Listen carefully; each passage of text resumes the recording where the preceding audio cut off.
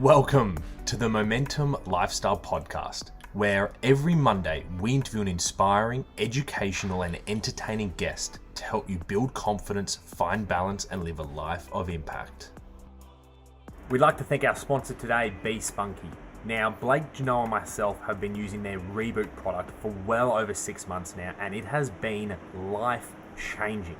I found myself recovering faster, having way more energy throughout the day, and honestly feeling just more jacked up as a man. And this is because Reboot is clinically formulated to support healthy male hormone levels, providing stress relief, improved strength and stamina, enhanced drive, and overall well-being. Be Spunky Reboot contains a proprietary blend of 10 natural and organic herbs and active ingredients that are renowned for helping men to enhance physical and cognitive performance, improve stamina, energy, and endurance, optimize testosterone levels, support healthy reproductive function, support cardiovascular function, relieve stress, mild anxiety, irritability, relieve tiredness, fatigue, support healthy sleep patterns, and support healthy body weight. So as you can see, it is a must-have product for all men. So head to their website, bespunky.com.au. That's bespunki.com.au, and use the code MOMENTUM to receive 10% off all Be Spunky products.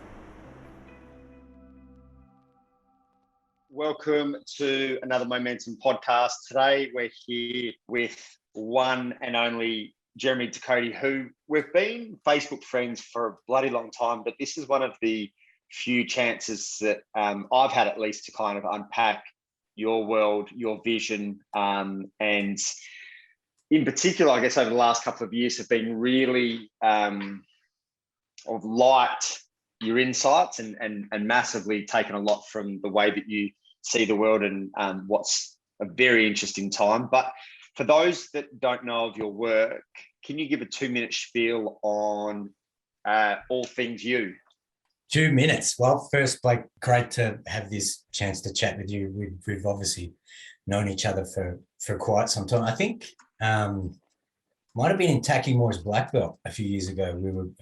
Might have been when we first connected, but it's I know we've spoken a few times over the years, but this is cool. So for the listeners, basically I'm a coach, consultant. I've had a passion for martial arts for most of my life, but I also do deep transformation work, mostly with men. Over the last couple of years, I've started to work a little bit more with women, specifically using a model I call the 7 attentions, but it really is it's a comprehensive approach that I take to developing good health, helping encourage positive relationships and building a sustainable wealth or generational wealth, where you can actually not just live a good life, but actually pass on wealth to those you love. So in terms of my work, it's pretty hard to sort of categorize exactly what it is that I do, because a lot of the high-end work that I've been doing is customized. But typically it's helping people self-actualize, is kind of the easiest way to say it, across the different areas of their life. And so for some people that's more their health, and other people that's their relationships, and quite commonly there's a financial theme that sort of weaves its way through that work as well. So we're going to go down a number of different paths, but one of the things that I can see with the work that you do is you're super passionate about it, which always draws me to someone when they're passionate with their work. But where do you think that is from in terms of your passion for self-actualization, the 7 attentions method, awakened entrepreneur, and I guess men's work as a whole? Yeah, it comes from trauma. So often the case. Yeah, it comes from going through life and having a tough time as a kid, and then I was homeless as a teenager. I've gone through all sorts of different hardships, suffered, I guess, different losses in my life. Early on, had a relationship where I had a little boy, and he passed away, and just those experiences and many others, success and failure in business, to different degrees, and trying to keep my heart open through that process. I guess the passion for it really has been first to help myself get through stuff, and then over the years, just sharing some of the insights that I've gained, and obviously I've sought out mentors from a very young age to help guide me through those difficult times, and then as I became more financially stable, to actually invest in myself in different areas where I could see people had skill sets or knowledge bases that I wanted to leverage from or model, or gain support from different mentors and different experts in different areas. But the passion initially was getting myself out of pain, out of suffering, and then in the process of doing that multiple times, discovered a passion for helping people and coaching. Specifically, through the martial arts is where I really started coaching initially.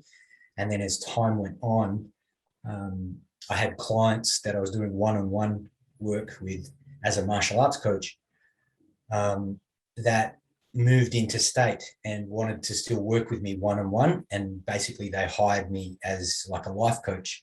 And that sort of, that was probably 25 years ago that sort of shifted into to that sort of work. So, but the passion initially came from getting myself out of suffering.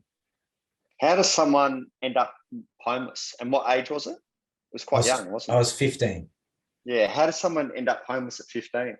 So basically, the situation at home was intolerable. There was abuse going on. There was things that were not being addressed properly, and the lack of support, and essentially psychological abuse that was going on. It became intolerable. I was raised as a fairly religious family, and there were hypocrisies going on that when confronted, how specifically my parents treated me around those hypocrisies,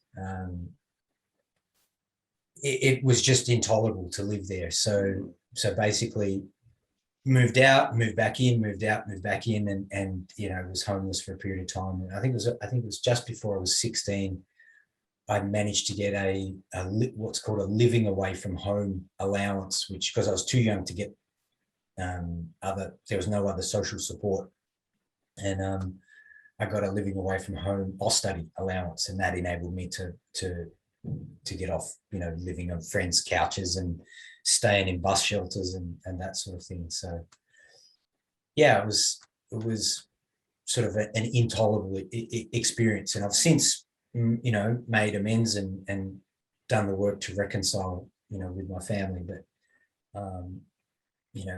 at the time it was very difficult, and, wouldn't recommend it for, I've got now got a 10-year-old daughter, and I imagine her going through that experience. I'm like, man, I never ever want her to go through anything like that. So, mate, firstly, well done for what you have created. Obviously seen it from the outside with social media and everything, but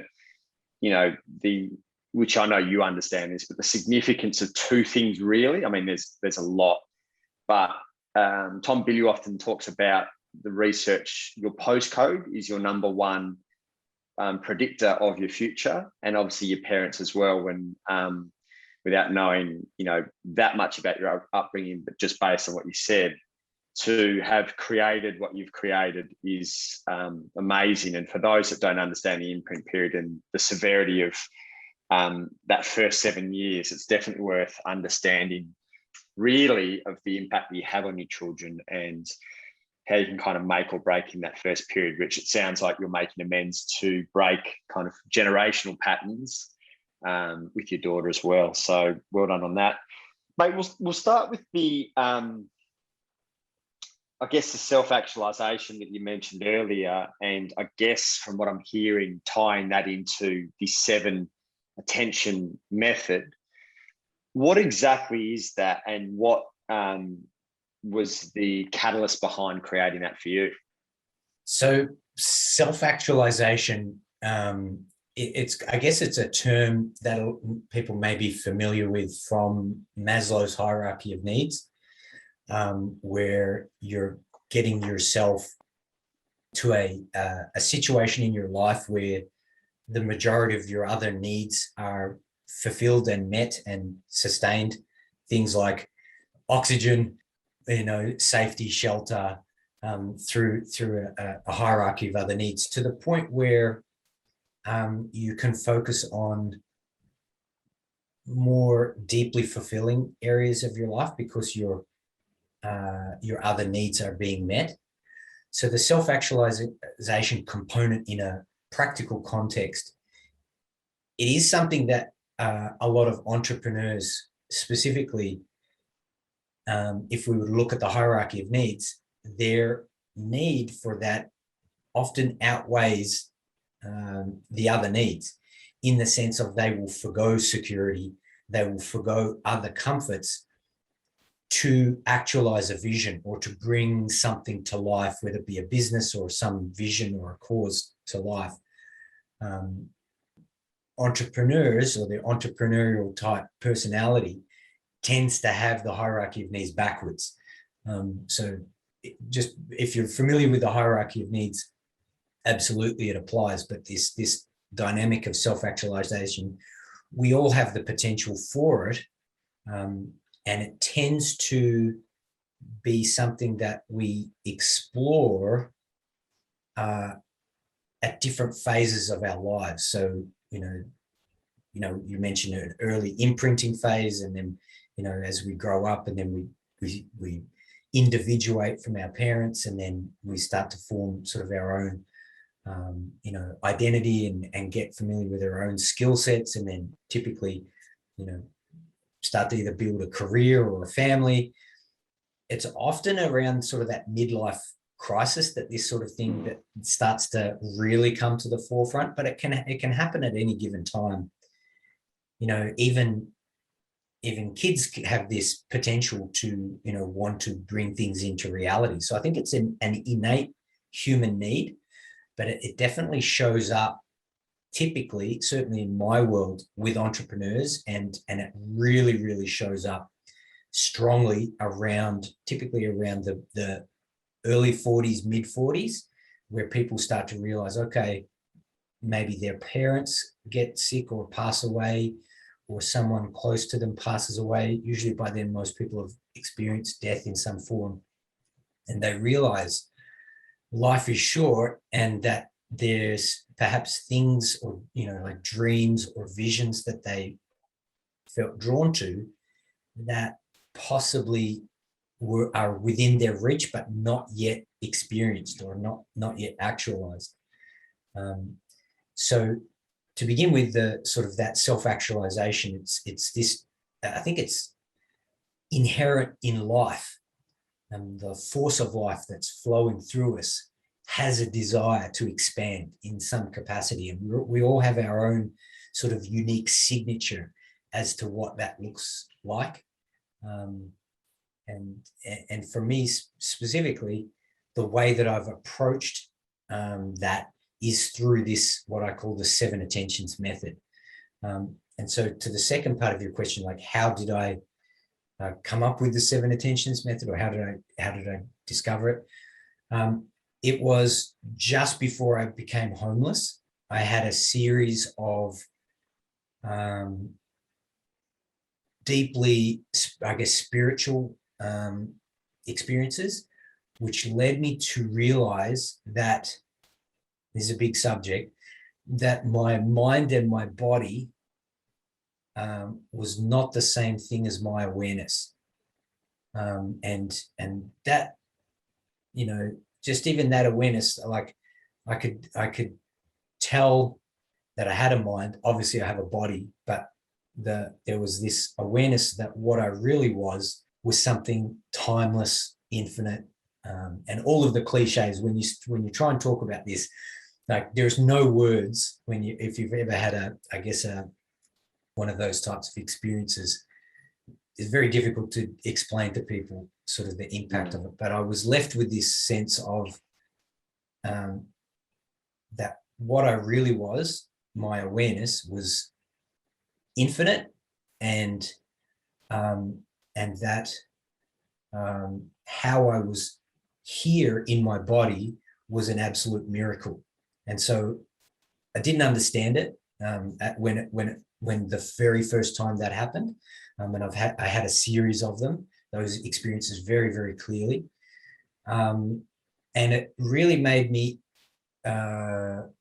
super curious as to how it was that my awareness was in my body, what it meant that I could do. And through a process of questioning that, I basically turned my awareness back on itself to model what my awareness was doing. And it took a period of time, but over probably about 12 months, I got some very, very clear insights. Like I mentioned, during that time, I ended up becoming homeless. So my focus wasn't as much on that. It was more on just getting by. And then shortly afterwards, I did a writer's workshop with a guy called Bryce Courtney, who wrote The Power of One.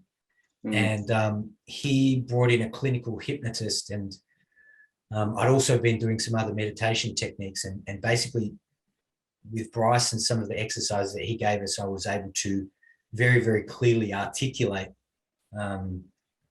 this map. Basically, it's a metacognition tool for understanding how your mind is in your body and what that means you're doing when you're experiencing ordinary reality. And so that was a big breakthrough for me back then. And it's since then been something that I've researched further and sought out very, very specific coaches to understand it at a deeper level. And 30 something years later, I'm still getting insights about it, which is pretty cool. There's a bit in that. If someone was to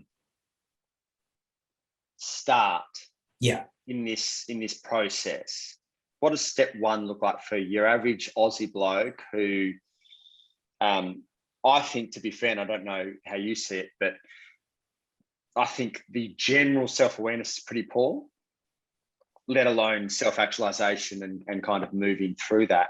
What does that look like when you're like coming back to 101? How do I start to navigate this? So the very first step is noticing. It's noticing that you are the one that's noticing. So step one is awareness that you are the awareness of what's happening. Like the center point of your entire experience is you.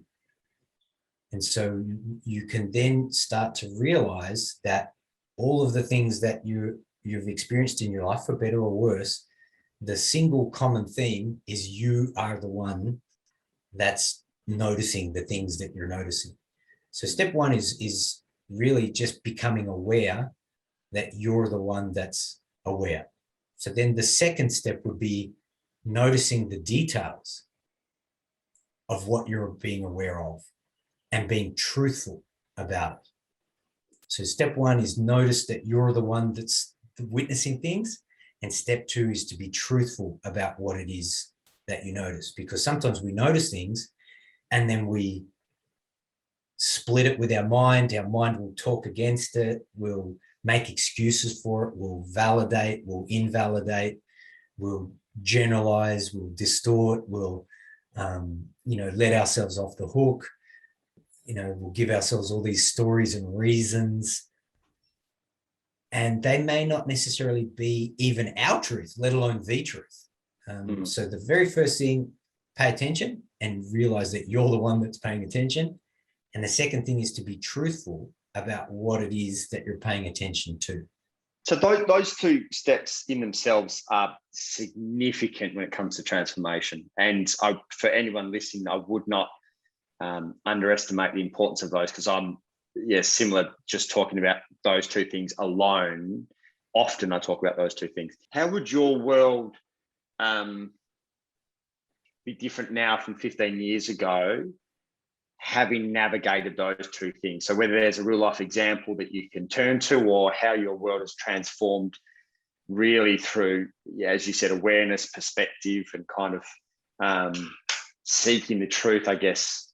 How has that transformed your world, and what might be a real life example so people can kind of understand that if they're still struggling to see how this shows up in everyday life? Yeah, so to give it some practical context, let's say you're in a situation where you find yourself having a disagreement with your partner, or your partner saying something that irritates you. Could be at work, maybe it's a work situation, but very classically, these things they do happen within the context of a relationship, but it could be anything. But to give it as an example, maybe more than 15 years ago, but let's say in the past, I've had difficulties in my relationship, and I've been with my wife now for over 20 years. And during that time, we've had breakups and we've gotten back together, and obviously we've gotten married. And so like any relationship, you will have your ups and downs. And relationships are one of the best mirrors for your own development.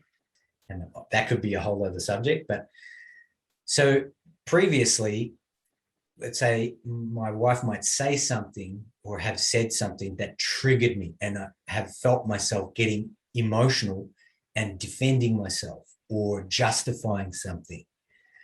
And so this capacity to catch that, and that's actually the third step, is where you start to feel the feelings and then be able to reverse engineer not the noticing of it, but then the details around what you're feeling and what the story was, and even just that. So to give it, because this is a rabbit hole, to give it some context, sometimes having an argument and then being able to recognize what I was feeling, like at least name the emotion. I'm angry, or I'm irritated, or I'm pissed off. So first thing is literally name the emotion, which is the noticing. Then tell the story of what I'm angry about. And in doing that, even if it's a journal, to sit back and journal. Previously, without that as a skill set, I've been caught up in arguments and feeling the emotion, and then having emotions from other areas of my life get dragged in, other areas that maybe I've been angry about, get synergized into that trigger, and then it ends up being a massive conflict in this example with my wife. And then so that's caused all sorts of problems. And so the ability to take a step back and notice, hey, I'm feeling this, and name it, and then actually literally as a journaling exercise to write down the story of what happened. It might be my wife said this, maybe I didn't, hadn't paid this bill, and she was upset that I hadn't paid the bill, and we had a fight about money, and literally tell the story. And again, really embody what I actually feel about that. Just that in itself, as an example, is starting this process of awareness. It's like you're catching what's going on. Doesn't have to be it's better if you can do it as it's happening. But at the beginning, before you have self-awareness, it tends to be afterwards that you can do it by reflection. But as a skill set, as you get better, you can catch it. Doesn't mean they're not going to happen, because they will. You just end up with a different set of skills where you can take a step back and be more of a witness, where you can observe yourself in that situation and do things like name name the feeling or name the situation and then tell the story and then go through the feelings. And then the fourth step is where you start to look at the reasons why, from a perspective of unpacking your own beliefs and values around what's actually happening, because it's the beliefs and values that we have that are kind of like an operating system that are informing our body how to have emotions around the meaning of what's happening. Because if we didn't have those rules, we couldn't make meaning and you wouldn't really feel anything. And so if we were to look at the first four, just at the beginning, is recognizing the current situation or the thing that you're focusing on, whether it's a memory or whether it's an imagination, you're the one that's noticing that. And then the details around the thoughts that will have content. So it'll be language. There'll be submodalities to that, like there might be an emphasis on feeling words or seeing words or doing words. You can start to elicit those sorts of things, as well as the actual story. And then what does the feelings actually feel like in your body? And then unpacking the meaning or the context or the agreements that are being used to make context of that situation. Because when you can get to that level and witness your own operating system, you have a chance to reprogram how you're experiencing things. But it's a huge step just to notice. Like, it's worth, even if just catching yourself noticing something is worth celebrating. Because most people, like you said, most people are generally not watching what they're thinking or watching what they're saying or doing. And even when you are experienced in that process, we still go through large portions of the day where we're doing whatever it is that we're doing. And often that's not a high level of consciousness. It's just by habit or routine. And so it's a huge thing just to catch yourself and then, take the time to actually unpack it and be really ruthlessly honest about what's going on. Even if you, in the unpacking of it, you start to realize that what you're saying or what you're thinking may not actually be the truth, but it's what you're feeling. And so then you can go into what those feelings are and then start to go look a little bit deeper. And so for me, the 7 attentions method is a very, very specific map of how that's happening automatically, and then how to follow your own consciousness back to reverse engineer it, so you can become aware of how you're creating that experience. Mate, that's brilliant. So for those that are kind of comprehending this for the first time, to reinforce what Jeremy's just said, so recognize is the first step. So kind of around that awareness, pay attention to your thoughts, be mindful of your feelings, and then unpack it.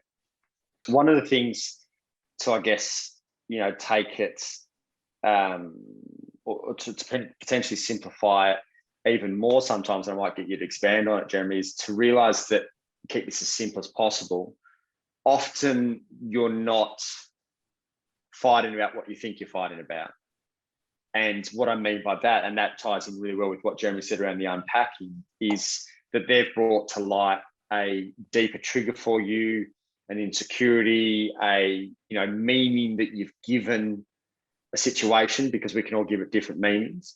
So for you, Jeremy, when you go into the unpacking, what would that process potentially look like for you in your own unpacking, to simplify it for a guy who's like, okay, I noticed that I'm fucking razzed up, really didn't seem that big an issue, but I'm razzed up.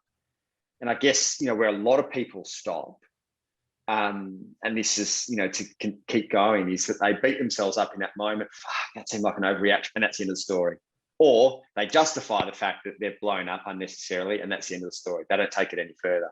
So what does it look like for you in your own thought process, which is very kind of intelligent and specific in itself, but to simplify that, what would that process look like for you as you unpack and essentially get to the root cause of the way in which you've blown up or kind of had a moment? What does that look like for you? So one of the first things I'll do, or when I'm working with a client that I get them to do as part of this unpacking process, is to go through the details of what they think should happen or should have happened, or what the other person involved should have done or should have said, or to make it right, what must they do, or what must they do themselves. And so when you sort of go through your shoulds and your musts, and you're like, when you sort of, and you can describe them, oh, well, they should have said this, or I should have said this. What you'll often be revealing is an insight into that code. So you go through, in an ideal world, if we could wave a magic wand, what should have happened? Or to make, for this all to be good, what must have happened? Or if you could make the other person do something or say something or, perform in some way, what must they do? And so this is, and again, it is a complex process. So if you're new to this, just give yourself some space to work with it, because at the beginning, it can feel very clunky. But the idea is you would write that. One of the simplest ways is either to write that down or to go into a voice memo or a video call, and you would just unload all of the things you think that the other person should actually do. And so one of the things that once you've done that, there is, and again, I'm trying to simplify, is to swap places with the person you're referencing in the story. So if you're saying this about your partner, and you've named your partner should do this, you would go back through that process and put yourself in the story. And by doing that, what you're doing is you're starting to shine the light of your awareness on, firstly, on aspects of yourself that what you're projecting onto the other person. So when you do that, and there's a great book that goes through this process. It's in many different teachings. It's not a unique one. It's part of a methodology called Cartesian thinking. Byron Katie's The Work has a very, very great introduction to this type of thinking, where you're able to, examine a situation for your role in it by changing places, as well as examining it for truth. So once you've sort of gone through putting yourself in the story, you could, if it was appropriate, tell yourself the opposite of the story. And what that does, again, without getting too complicated, when you have a good example, I've got noise cancelling headphones, which for them to work, it's emitting an opposite sound wave to some of the background noise. And by having one wave frequency with the opposite wave frequency, it actually collapses the sound wave to neutral. It actually collapses the wave. So when it comes to our emotional reactions, by telling ourselves or going through the story process, but the opposite, it actually can collapse a lot of our emotions around it. And by neutralizing our emotions, we're actually able to think more critically about what's true and what's really happening, and sort of examine things from a much more level-headed sort of perspective. So first of all, just going through your shoulds and your musts, like what should happen, that will start to show you what your agreements are, what your rules are about things. And there's further processes you could do to get even further clarity about what that is. then by putting yourself in the story, you start to show it's essentially what's called shadow work, where you're starting to look at the projections that you're putting onto the situation. And then by neutralizing the emotions, you sort of get yourself in a calmer position where you can more critically look for, okay, what's really happening? If I'm thinking this should happen, but it's not what's actually happening, what's the actual reality? Then you can start to think a bit more critically around it. There's a bit in that. So to give you guys, I guess, a real life example, and I, at the time of this recording, which we're releasing next week, so it'll probably still be very true, is I've actually taken myself, which Jeremy's aware of this, taken myself off social media because of what's going on in the world at the moment. And not just because of what's going on in the world at the moment, but because I have a real strong charge around mainstream media, big pharma, and government. And those three have literally dominated the headlines for the last 18 months. So to give you a real life example, tying into what Jeremy's just said, is I'm doing some work at the moment to neutralize my charge around those three. Because if you've heard any of my stuff over the last 18 months, it has come from a lot of it's come from a heightened place, rightly or wrongly, but it blocks my ability to think critically. So to give you a basic example is I've literally clumped, big pharma as the devil, the government as the devil, and mainstream media as the devil. Now, that is blocking, because I'm generalizing and because I've got such charge around it, that is blocking my ability to critically think, because not everyone in big pharma is the devil, and big pharma, are doing plenty of good things, but yet because of my charge, mainstream media, not everyone in mainstream, I've got friends in mainstream media, not everyone is the devil, and the similar with the government. So if you find yourself heavily charged around something, whatever it is, there's no right or wrong, that's always a good opportunity to take a step back and go, fuck, like, what is it about this that's got me so charged?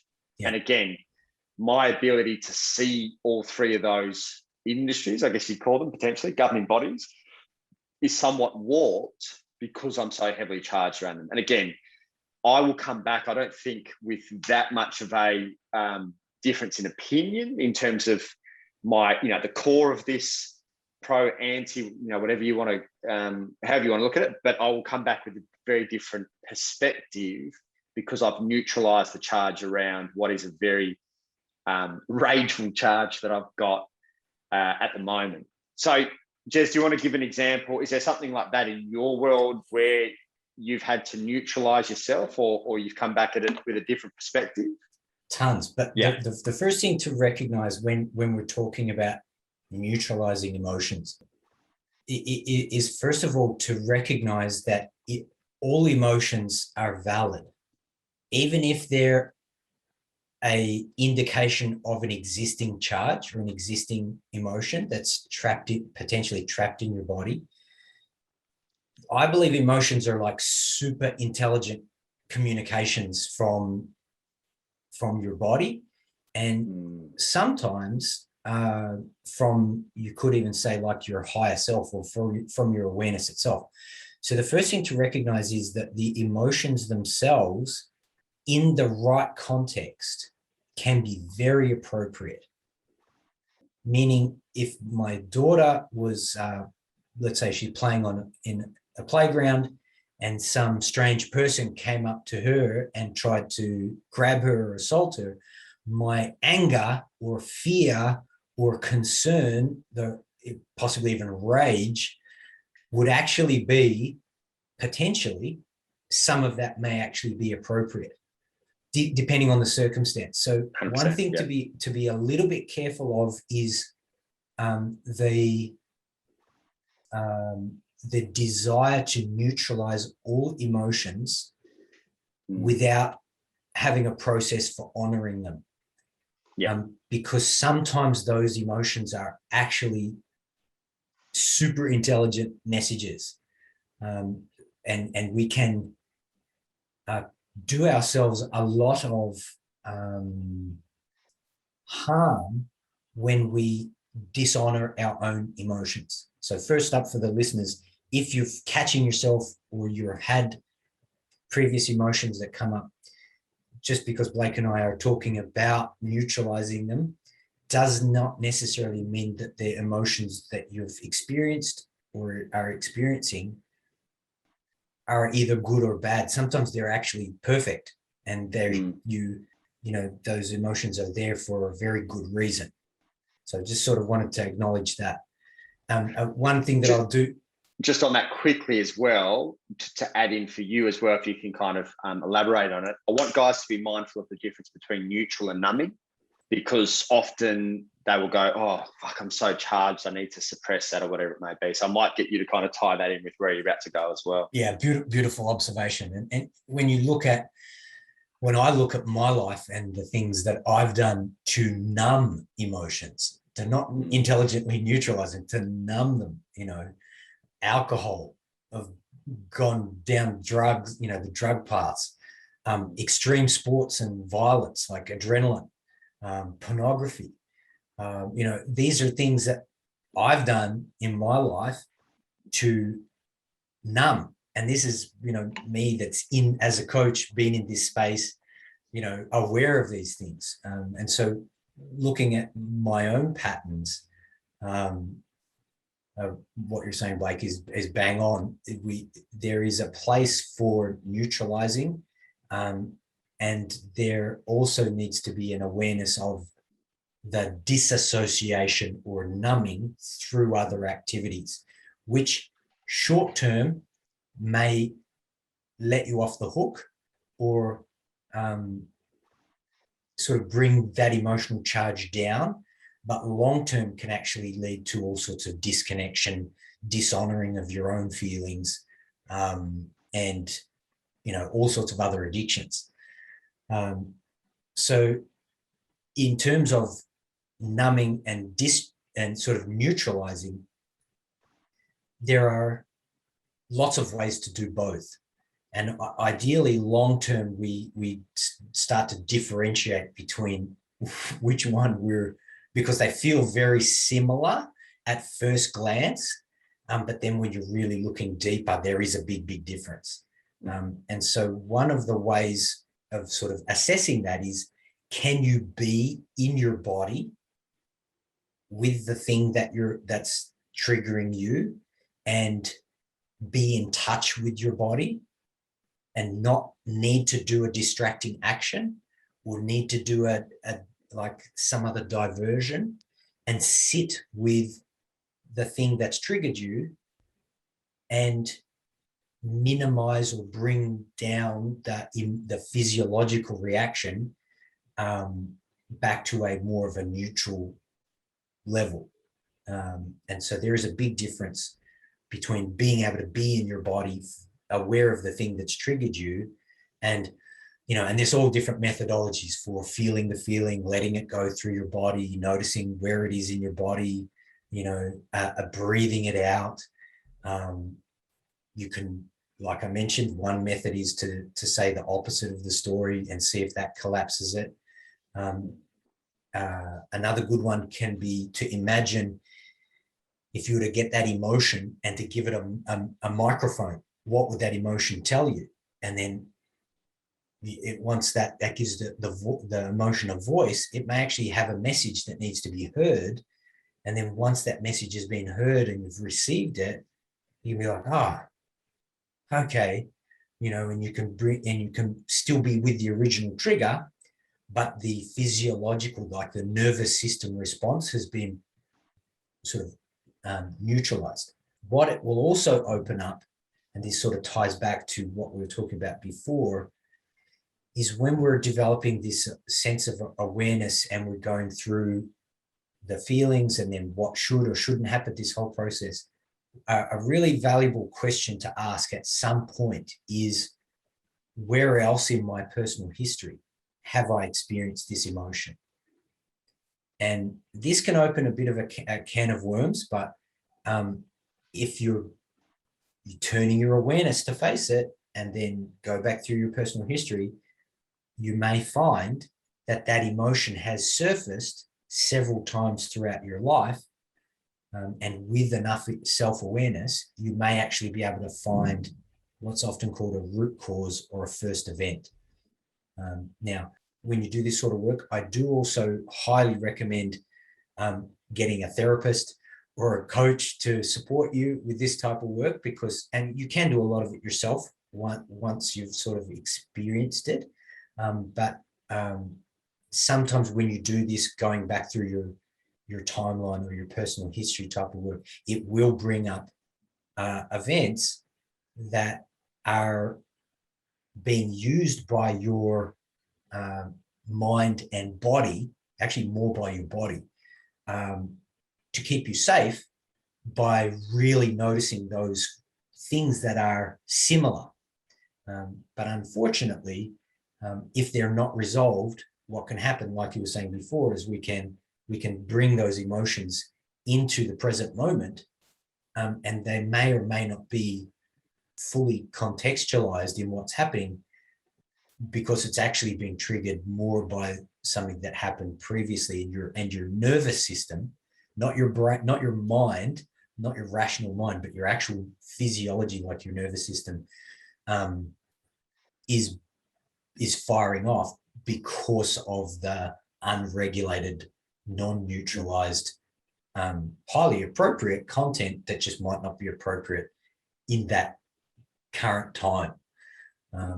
So even me saying it like that, I'm kind of listening to what I'm saying while I'm saying it. But hopefully you can see that this level of self-awareness, when you start to turn your awareness back on yourself, you may realize that there are things in your past that you still have some emotional content around. Now, it doesn't mean that you have to address it, but sometimes it may be appropriate if it's a repeat trigger that you're noticing, or something that keeps surfacing, and you start to see a pattern, and perhaps you're not having the experience that you actually want. At some time, it could be worth sort of going through that and unpacking it in a very respectful way, so that you're not projecting those same emotions into new situations unnecessarily. And again, I'm saying that with full realization that often our emotions are actually very valid and highly necessary. So this is not a one size fits all. It really takes some sensory acuity around what's actually happening. What you said is brilliant. And guys, when you fully grasp this concept, you realize that very rarely is it to do with the situation in front of you. You know, I guess one of the things is often we think we're responding to the moment, but often we're actually responding to a memory or a meaning that we've given this moment. And it's actually rare. And I guess one of the things, you've been in a 20-year relationship, which, congratulations, is a solid effort in itself, is when you really understand that, is you realize, and you used the language earlier, which is brilliant, is that they're often just a mirror for you. When you can really grasp that, so much of the frustration, anger, whatever you may have towards your partner at different times falls away, knowing that they're just a mirror for you. So, mate, before we tap into the awakened entrepreneur, can you explain that concept, the mirror piece? Because it's like when you can really grasp this, your whole relationship changes, I reckon. Yeah, the law of the mirror is sort of, it's just a way of starting to recognize that in your world, and very often in your relationships, it's very obvious in relationships, but it's actually your entire reality. The things that you're seeing are a reflection of you. And it just becomes more obvious in relationships because of the nature of sexual polarity and the nature of just human connection. It gets magnified. And so often in relationships, those things that draw you to or trigger you are very clear indications of what's actually going on with yourself. And so in the context of a relationship, it really does become a very, very powerful way to support each other when you are both aware of this dynamic. You don't have to have both partners, but it is better if you're both aware of it, and you can communicate together with the things that you're noticing together, with the things that you're both being truthful about, with the things that you're both feeling, with the meanings that you're both making. You can actually go through the same process, but actually do it with your partner. Sometimes you may need to go and do it by yourselves and then come back having recentered a little bit and going, here, this is what's happening for me, and this is my story, and this is what it made me feel, and this is what I've realized, what I think you should have done, and this is sort of the agreements I'm projecting on you. And then hearing and receiving and honoring their version of the experience, you have a much more conscious chance to really see how you're creating the experience that you're having. And this is also where it is also worth noting that there are some very big difference between masculine consciousness and feminine consciousness. And it is, again, this is a big subject, but so there will be things that are differences that are worth honoring, that are different. And when you honor them differently in a relationship, it creates, because they are different, like a magnetic attraction. Whereas if they are not honored, or some of those differences tend to blend and become similar, the relationship actually depolarizes, and the sexual attraction is dissipated or gone. So the process in itself stays the same, but and it's probably beyond the scope of today, but one of the things that is worth learning about is that the way that a strong masculine, and I'm generalizing because there are women, like I believe I have a feminine side and a masculine side, and there is very real gender issues, with feminine energies being in a masculine body, and vice versa. So no disrespect to anybody that's listening that may not identify with a purely heterosexual type relationship.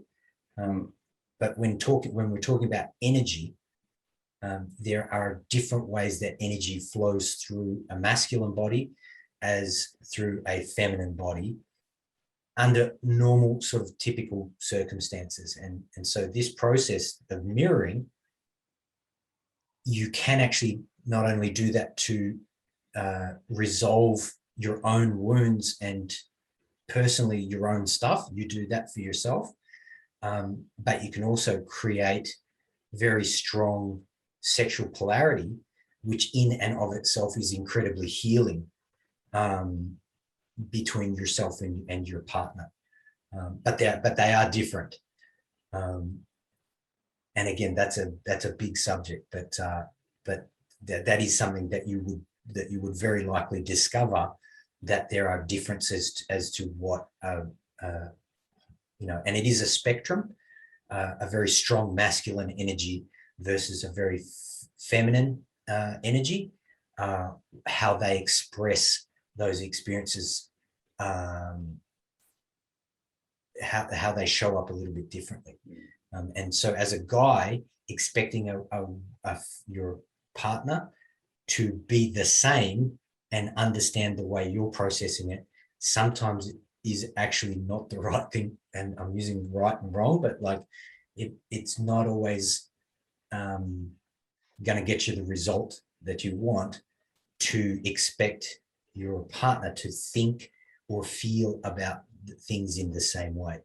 And again, it's a big subject, but there are things that will show up that are very different when you start breaking down this process of mirroring and how that affects how you're experiencing each other. But essentially, all of reality is a mirror, even to the point where from a scientific perspective, we're only just starting to get, a mathematical understanding of what's going on. But the implications are that there is some life force that is non-physical, that is like an invisible blueprint behind reality, out of which reality is unfolding. And it appears to be our reality. This is mathematically, scientifically, our physical three-dimensional reality appears to be a mirror of a deeper holographic, multi-dimensional,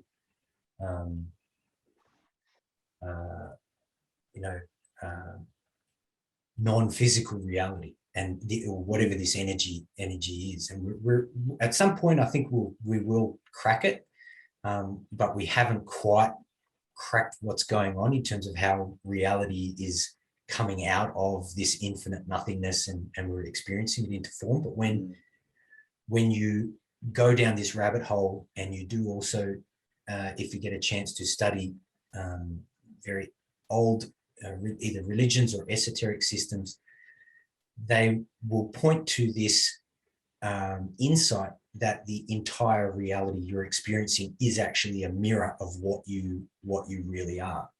And this is this infinite unfolding consciousness that's experiencing itself through the world that you're experiencing. Now, for some people listening to that, it could be like, get back on the crack pipe, but all the mushroom ceremonies, all the mushrooms or ayahuasca, but this mirroring idea, it is very deep. And when you really go back through it to the source of your awareness, you do get these insights as to the nature of reality. Your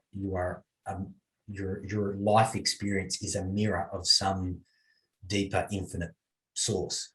And so when it comes to self-actualization, to sort of tie it back in, you don't necessarily have to hold that awareness, but just even intellectually having an insight that there is some sort of deeper mystery about that dynamic.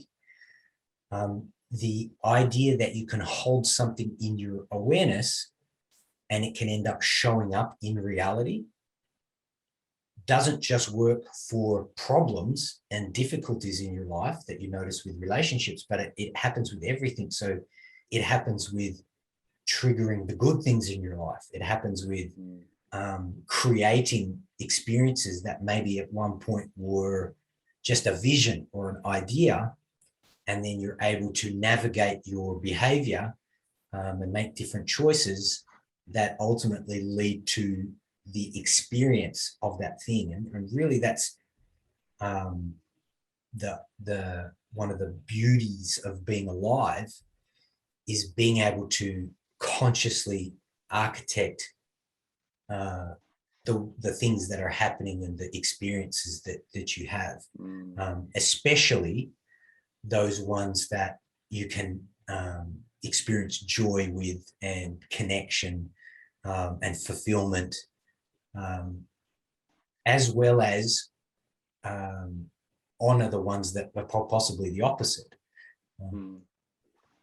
So again, it's a huge subject, but this idea of looking at your reality or looking at your relationship as a mirror is very, very powerful, and it's actually very insightful as to just seeing that what's showing up is actually a reflection of you in some way, or could possibly be a reflection of some things that are going on for you. And that's for the things that annoy you, and also for the things that bring you joy.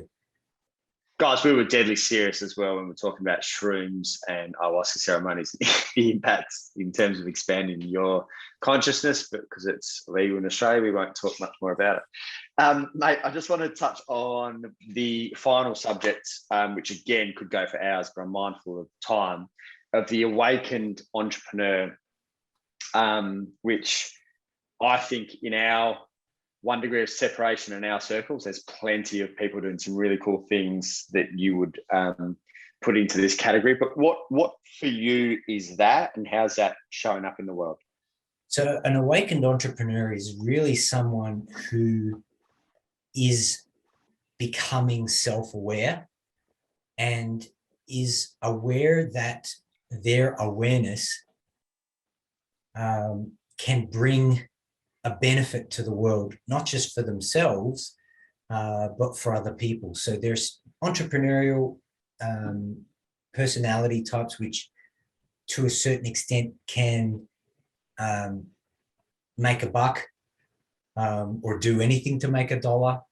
Whereas I guess an awakened entrepreneur tends to have more of a heartfelt connection to the work that they're doing and the difference that they want to bring out into the world. And I really believe like entrepreneurs have the potential to transform the planet.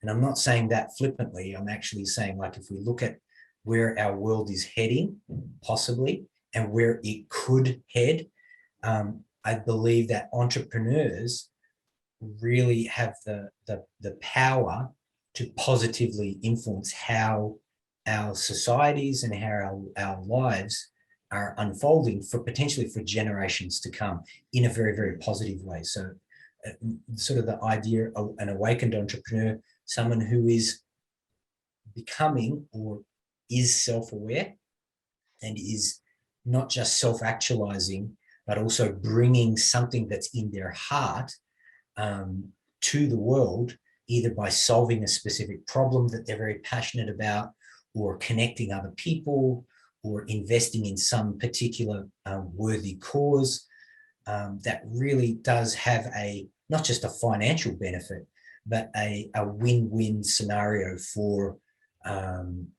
everyone that's involved. And so how that's shown up in my life is a lot of the work that, especially the high-end work that I do, is working with entrepreneurs that have a legacy vision. So it's a vision that is potentially going to impact multi-generational.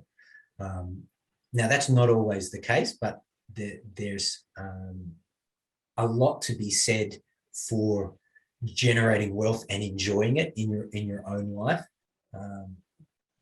But you know, some of the people that I've had a chance to work with, they have very, very big visions, and those visions, they're thinking, you know, not just 5 years or 10 years or 20 years ahead, they're thinking like 100 years ahead in terms of the scope of the impact. And certainly the people that I'm trying to surround myself, and I have consciously surrounded myself with, are sort of at a very least are in that sort of vein of thinking where they're really working towards positively impacting a particular worthy cause, and they're bringing their experience and their passion and their knowledge and their skill sets into actualizing and making real whatever that particular vision is. And yeah, so that's kind of, without giving specific examples, that's kind of like an overview. So I do tend to work with people either pivoting a business or relaunching a particular aspect of their business. Sometimes they've closed their business down or outgrown the business. So the business is now at a point where it's totally running by itself, and they have a hands-off, and now they're bored. Maybe they've done that for a little while and they're like, what the hell do I do next? And they've got some other passion project or something that they're looking to bring to the world. Yeah, some of the high-end work, that's the sort of the scope of what they're doing.